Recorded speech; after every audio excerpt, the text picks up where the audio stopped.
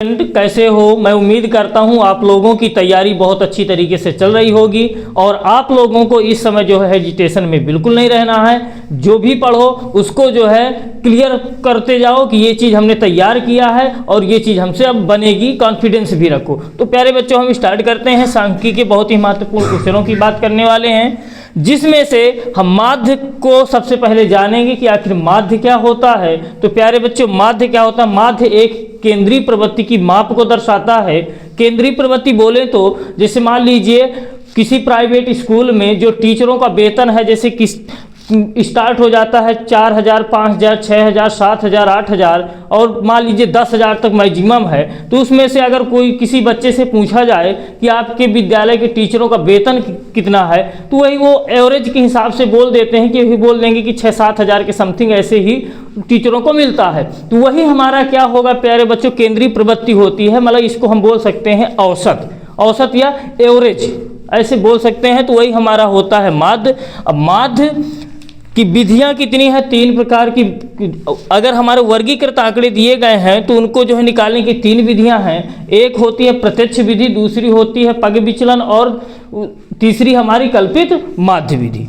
तो हम प्यारे बच्चों, हम ये जैसे हम क्वेश्चन लिए हैं, इनको चाहे जिस मेथड से लगाएं सभी में आंसर सेम आना है। कोई भी क्वेश्चन आए किसी भी मेथड से लगाएंगे आंसर सेम आते हैं। तो हम स्टार्ट करते हैं पहले क्वेश्चन को। क्वेश्चन हमारा फर्स्ट है, इसका सॉल्यूशन देखते हैं। बहुत ही महत्वपूर्ण क्वेश्चन है। क्या दिया है प्यारे बच्चों? यहाँ पे दिया है दैनिक जेब भत्ता। जो भी हमें क्वेश्चन में दी गई है सारणी, उसको जेब कहते हैं, जो है हमें लिख लेना होता है।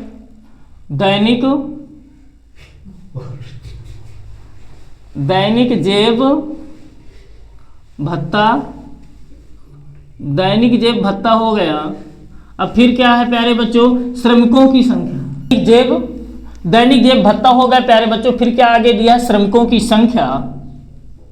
श्रमिकों की संख्या।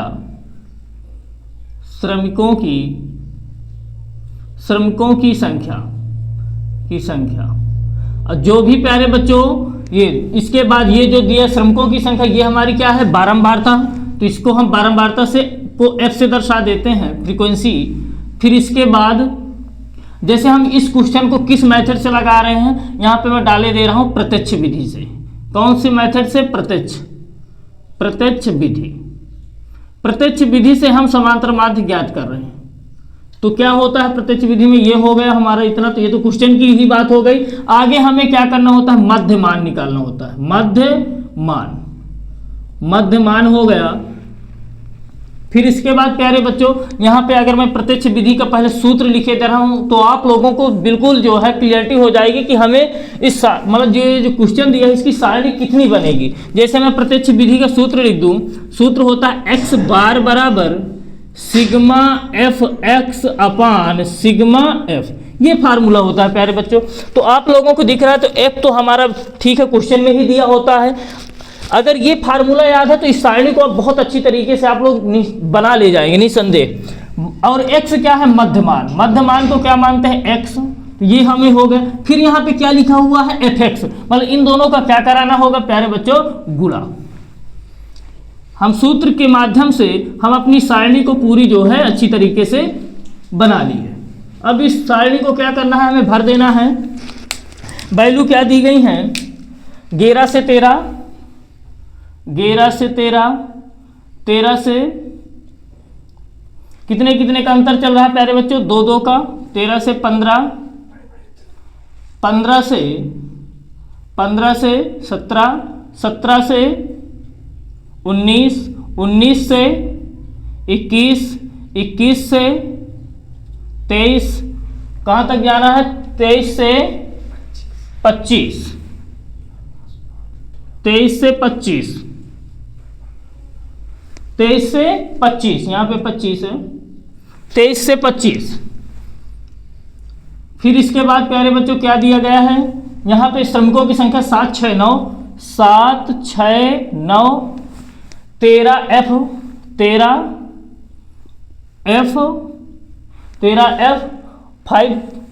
5 और 4। ये हमें जो है श्रमिकों की संख्या दी गई है। और यहाँ पे एक लाइन नीचे से आप लोग खींच दिया करिए और बढ़िया से लिख दीजिए। यहाँ पे क्या लिख देना होता है? योग। क्या लिखना होता है? योग। योग। अब क्या करना है प्यारे बच्चों, हमें यहाँ पे मध्यमान कैसे निकालते हैं? जैसे हम कहते हैं ये 11-13, ये लिखा हुआ 11-13, ये क्या होता है प्यारे बच्चों? निम्न सीमा होती है और ये क्या होता है? उच्च सीमा। उच्च सीमा। तो जब भी हमें मध्यमान निकालना हो तो निम्न सीमा प्लस उच्च सीमा, मतलब इन दोनों को क्या करेंगे हम? ऐड कर देंगे और बटे क्या कर देना होता है? 2 से भाग कर देना होता है। तो मध्यमान निकाल रहे हैं, जैसे यहाँ पे 11 और 13 को जोड़ोगे तो कितना आएगा? 3 × 24, 24 का आधा कर देंगे 2 से भाग, तो कितना आ जाएगा? 12। जैसे एक आ जाए तो फिर आप लोगों को कुछ नहीं करना है, सीधे से ट्रिक यूज कर देना है। जैसे यहाँ पे 2-2 का अंतर चल रहा है तो मात्र यहाँ भी 2-2 अपने आप बढ़ाते चले जाइए। तो 12-2 कितने हो जाएंगे? 14, 14-2 16, 16-2 18, 18-2 20, 20-2 22, 22-2 24। आप लोग चाहे करके देख भी लें। 5-3 8, एक बार लास्ट में देख लीजिए। 8, 2-2 4, अब बटे 2 करोगे तो कितना? 24 दूनी 48। अब फिर क्या करना है? fx, अब इनका गुणा करा दीजिए, बरसते 84। यहाँ fx का मतलब क्या है? f × x, इनका क्या करा देना है? हमें मल्टीप्लाई करा देना। 14 का गुणा 6 से करा दो, 14×6 84। फिर इसके बाद 16 9 144 और 13 8 104। हासिल कितना प्यारे बच्चों? 10। 13 × 1 13, 13 10 कितने हो जाएंगे? 23। फिर इसके बाद 20 का f से गुणा कराओगे तो कितना आ जाएगा? 20f। 20f। इसको थोड़ा सा साइड में रखना है क्योंकि जोड़ने पे बहुत सारे बच्चे फिर गलती कर देते हैं, इनको भी इन संख्याओं के साथ जोड़ देते हैं। तो 20f, फिर इसके बाद 22 पंची कितना हो जाएगा? 110। 110, 4 चौको 16, 4 दूनी 8, 8 1 9, 4 चौको 16, 16 की प्यारे बच्चों कितना? 6, 4 दूनी 8 1 9। ये हमें जो है इतना प्राप्त हो गया। अब क्या कर देना, यहाँ पे योग लिखा हुआ है। अब फार्मूले में जाइए तो फार्मूले में आप लोगों को जो भी दिख रहा है बस वही चीज हमें योग कर लेना है। सिग्मा का मतलब क्या होता है? योग। तो सिग्मा लगा है किसके कह रहा? सिग्मा fx, मतलब fx जहां भी है उनको क्या कर लीजिए? ऐड कर दीजिए। तो सिग्मा fx इक्वल टू, अब इनको प्यारे बच्चों ऐड कर लो। तो एक चीज बस ध्यान देना ऐड करने पे, ये 20f है, इसको नहीं ऐड करना क्योंकि यहाँ पे अन्योन्य राशि है। इनको ऐड कर लीजिए पहले। 4 4 8 4 12, 12 6 4 4 8 4 12, 12 और 6 कितने हो जाएंगे? 18। 4 4 8 4 12 4 16, 16 6 22 हो गया प्यारे बच्चों। यहाँ पे कितना? 22 की 2 हासिल 2, 8 2 10, 10 8 18, 18 4 22, 22 3, 22 3 25, 25 1 26, 26 और 9 35 की 5 हासिल 3, 3 1 4, 4 2 6, 6 1 7, 752। फिर इसके बाद प्यारे बच्चों यहाँ पे 20f है तो 20 प्लस 20f, ये चीज हमने सिग्मा fx निकाल लिया। फिर क्या है? अब फार्मूले में सिग्मा f, तो सिग्मा f निकाल लीजिए। 9 7 6 13, 13 9, 9 3 22, 22 और 22 3 25, 25 5, 25 5 कितने हो जाएंगे? 30, 30 4 34 की 4 हासिल 3, 3 1 4 44 प्लस का कितना? f। अब यहाँ पे क्वेश्चन में एक चीज हमें और दिया है प्यारे बच्चों, माध्य जेब खर्च हमें दिया गया है। माध्य जेब खर्च, ये बस फार्मूला हमने लगा दिया। इसके नीचे इसका मान रख देते हैं, कितना है? 18 इक्वल टू सिग्मा fx का मान कितना है? 752 प्लस 20f अपान 44 प्लस का कितना? f। क्रॉस मल्टीप्लाई करा दो तो कितना आ जाएगा? 752, या यहाँ पे करा दिए 18 चौक 72 की 2 हासिल 7, 18 चौक 72, 72 और 7 कितने हो जाएंगे? 792। फिर प्लस 18 का number 18f equal to 752 plus का 20f। अब अन्योन्य राशि एक तरफ कर लें, इसको इस साइड ले आएं और 752 को बेगो उस साइड ले जाएं। तो 18f minus 20f equal to 752 minus 792। अब जो है यहाँ पे कितना आ जाएगा, माइनस के 2f इजिकल टू, यहाँ पे माइनस कर दीजिए, 2 में से 2 घटाओगे 0, 9 में से 5 घटाओगे कितना आएगा प्यारे बच्चों 4, और यहाँ पे साथ में साथ कुछ नहीं, माइनस का वो भी, माइनस से माइनस कैंसिल, तो f इजिकल टू 40 बटे कितना आ जाएगा 2, तो f बराबर कितना आ जाएगा 2 दूनी 4 20। यही हमें ज्ञात करना था। क्वेश्चन में बोला गया था कि लुप्त बारंबारता f ज्ञात कीजिए, मतलब यहाँ f की वैल्यू हमें बताना था, वही हमारी f की वैल्यू प्राप्त हो गई, यही हमारा आंसर हो जाएगा। सेकंड क्वेश्चन देखते हैं। सेकंड क्वेश्चन क्या है, विद्यार्थियों के समूह द्वारा अपने पर्यावरण संचेतना अभियान के अंतर्गत एक सर्वेक्षण किया गया। 20 घरों में लगे पौधों की स्थिति, प्रति घर स्थित माध्य हमें ज्ञात करना है। तो ये भी प्यारे बच्चों चाहे इसी मेथड से कर दो तो भी आंसर आएगा, या फिर हम दूसरे मेथड की बात करते हैं, पग विचलन वाले से भी लगा के देख लेते हैं, वो भी मेथड आपका क्लियर हो जाएगा। तो क्वेश्चन नंबर हमारा कौन सा है, सेकेंड। पौधों की संख्या, जो जिस तरह से क्वेश्चन दिया है उसी तरह से आप लोग रख लीजिए। पौधों की संख्या, पौधों की संख्या के बाद फिर क्या है, घरों की संख्या, घरों की संख्या ही हमारा क्या हो जाएगा f।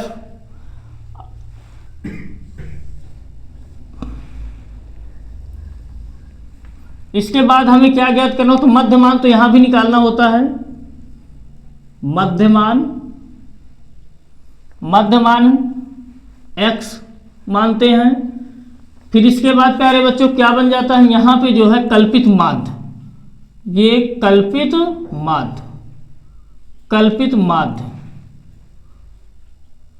माध्य में क्या करना होता है, x माइनस, जहां भी हम कुछ मानेंगे उसको क्या मानते हैं, a अपान h। फिर इसके बाद क्या करते हैं प्यारे बच्चों,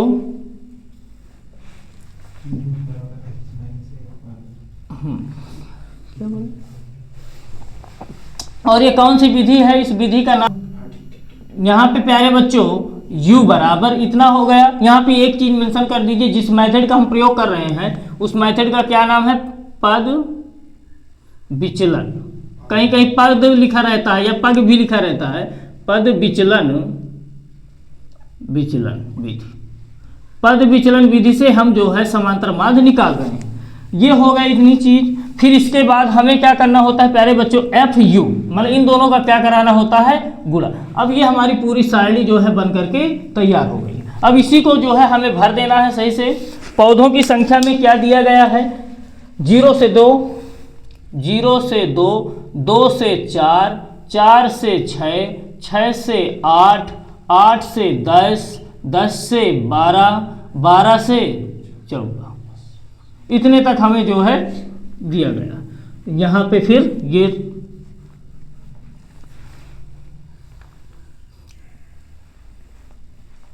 आप लोगों को बस यहाँ पे एक जो है कॉलम और बना लिया करिए, यहाँ पे लिख दीजिए कि योग। अब घरों की संख्या क्या दी है, 1 2 1, 1 2 1, 1 2 1, 5 6 2, 5 6 2 3।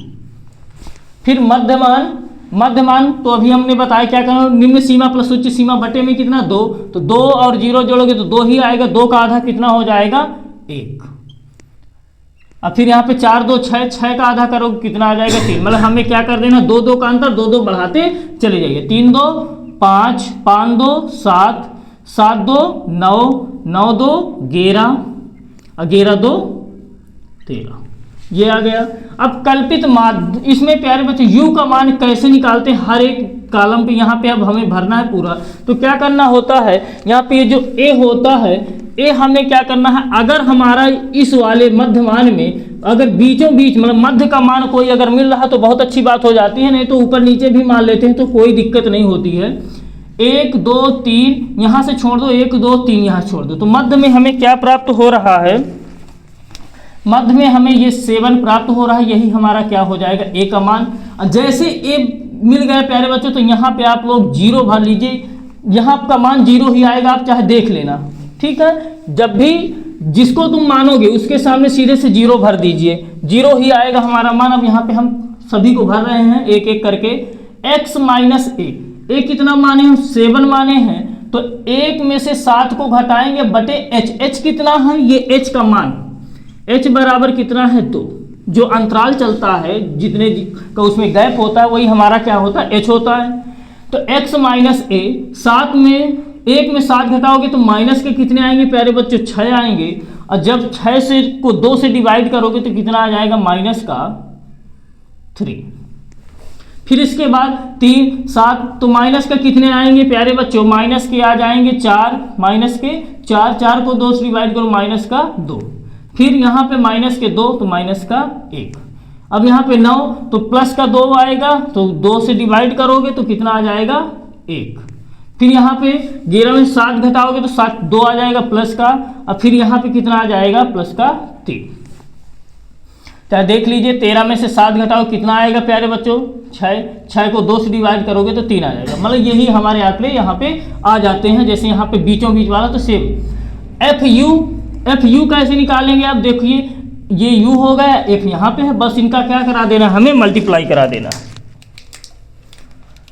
तो 3 एकन्नम 3 माइनस का 3, फिर 2 दूनी 4 माइनस का 4, 1 एकन्नम 1 माइनस का 1, फिर 0 का गुणा तो 0 ही हो जाएगा, 1 छक्के 6, 2 दूनी 4 और 3 त्रिकाई 9। अब प्यारे बच्चों हमें यहाँ पे फार्मूला लिख देते हैं तो आप लोग समझ जाएंगे। x बार बराबर होता है पग विचलन विधि में a प्लस का sigma F you upon sigma F into H.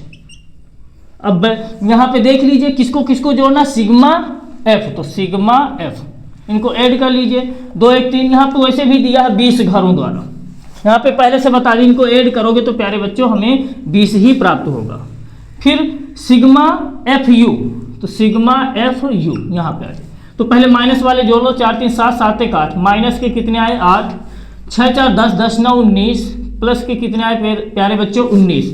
अब 19 प्लस की संख्या बड़ी है, माइनस संख्या छोटी है, तो कितना आ जाएगा, 19 में से 8 घटा दीजिए तो कितना आ जाएगा 11, वो भी प्लस का। अब वैल्यू रख दीजिए यहाँ पे, एक की वैल्यू हम कितना माने थे 7, प्लस सिग्मा एफ यू का मान कितना है 11, अपान सिग्मा एफ का मान कितना है 20, इंटू एच की वैल्यू कितनी है 2, तो 2 से डिवाइड कर दो तो 7 प्लस 11 बाई कितना 10, एलसीएम ले लीजिए तो कितना आ जाएगा 10 7 70, 70 प्लस का 11 बटे कितना प्यारे बच्चों 10 बराबर 81 बटे 10, 10 से भाग दोगे तो 8.1 हमारा आंसर आ जाएगा।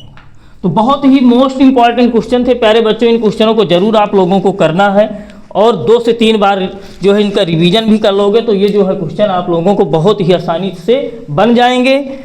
और इन क्वेश्चनों को आप लोग जो है स्क्रीनशॉट ले लीजिए। और कैसी लगी क्लास प्यारे बच्चों कमेंट्स में जरूर बताया करें, इससे जो है और आप लोगों को जहां भी समस्याएं हैं वो भी चीज़ आप लोग बताइए, हम उन समस्याओं के लिए बिल्कुल आपके साथ खड़े हैं। जब तक आपका एग्जाम नहीं हो जाता तब तक आपके लिए आपका एक बड़ा भाई समझ करके पूरी मेहनत से जो भी आपको कहीं भी दिक्कत है आप लोग बताइए, हम बिल्कुल जो है आप लोगों की दिक्कत सॉल्व करेंगे। थैंक्स प्यारे बच्चों।